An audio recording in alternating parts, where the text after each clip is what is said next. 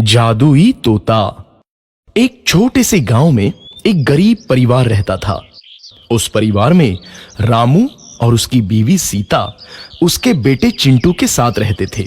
उसी गांव में एक तोता भी रहता था। उसका नाम था रघु। वो किस्मत का धनी था। जहां भी जाता वहां किसी भी चीज की कमी नहीं पड़ती थी। एक दिन रघु उड़ते उड़ते उस गरीब परिवार के घर गया। रघु सोचता है, अरे वाह, लगता है यहाँ आज बहुत अच्छा खाना मिलेगा। मैं पेट भर के खाऊंगा। वो एक कटोरी में रखे अमरूद देखता है। अरे वाह, अमरूद मुझे तो ये बहुत पसंद है। मैं तो इसे पेट भर के खाऊंगा। रघु तोता अमरूद खाने ही लगता है। तभी सीता रघु को अमरूद खाते देखती है तो गुस्सा हो जाती है और उसे वहां से भगा देती है। भाग यहाँ से, न जाने कहां से आ जाते हैं। मैं तो परेशान हो गई हूं इनसे। सीता के भगाने के बाद रघु चुपचाप से एक कोने में रहता है। धीरे धीरे उस परिवार की बरकत होने लगती है। एक दिन रामू और सीता खाना खाते वक्त बातें करते हैं। आजकल हमारी बहुत तरक्की हो रही है, काम भी अच्छा चल रहा है। रामू कहता है। इस पर सीता कहती है, सच कहा, भगवान हमेशा ऐसे ही हम पर मेहरबान रहे। बेटा चिंटू भी कहता है, पिताजी मुझे खिलौना लेके दो ना, मेरे सभी दोस्तों के पास है।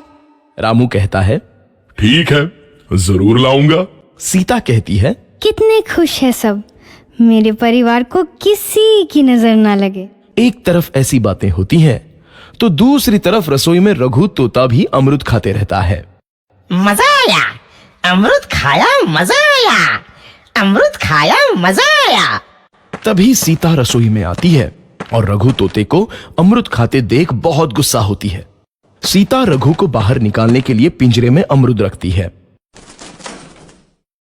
रघु जब अमरूद खाने लगता है तो पिंजरे का दरवाजा बंद हो जाता है और वो उसमें फंस जाता है।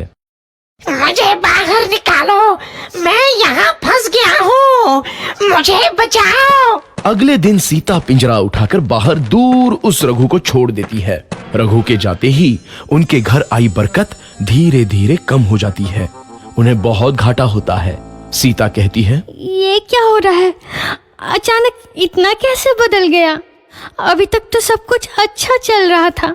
रामू कहता है, लगता है भगवान हम पर रूठ गए हैं। चिंटू भी कहता है, लगता है अब मुझे खिलौने भी नहीं मिलेंगे। और वो रोने लगता है और बाहर चला जाता है। कुछ दिन बाद रघु तोता फिर से उस घर में आता है। वापस आया, मैं वापस आया, अब मैं जमकर अमरूद खाऊंगा। रघु सीधा रसोई घर में चला जाता है और अमरूद खाने लगता है।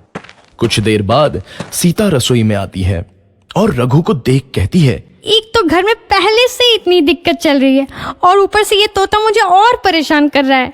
सीता रघु को वहां से भगा देती है। रघु उड़कर किसी कोने में छुप जाता है। कुछ दिन बाद धीरे धीरे उस घर की बरकत वापस आने लगती है। काम भी अच्छे से चलने लगता है। एक रात जब रघु तोता अमरूद खाने जाता है तो पिंजरे में फंस जाता है। ये लोग आखिर चाहते क्या हैं? एक तोते को शांति से अमरूद खाने क्यों नहीं देते? मैं कौन सा चोरी कर रहा हूँ? बस अमरूद ही तो खा रहा हूँ। तभी रामू वहां आता है और पिंजरे में रघु तोते को देख उसे बाहर छोड़ देता है। ये तोता भी कितना जिद्दी है, बार बार वापस आ जाता है। जैसे ही रामू रघु को छोड़ देता है, अगले दिन से फिर से उनके घर की बरकत जाने लगती है। काम में घाटा होता है। किसी को समझ नहीं आ रहा था कि ऐसा क्यों हो रहा है। रघु तोता घर आता है तो अचानक बरकत आती है और जब रघु तोता को बाहर निकालते हैं तो बरकत चली जाती है। एक दिन सीता रघु तोते के घर आने और बाहर जाने की स्थिति पर नजर रखती है। ये तोता जब भी घर आता है तो घर में बरकत आती है और जैसे ही ये घर से बाहर जाता है तो उसी के साथ बरकत भी चली जाती है। कहीं ये जादुई तोता तो नहीं है?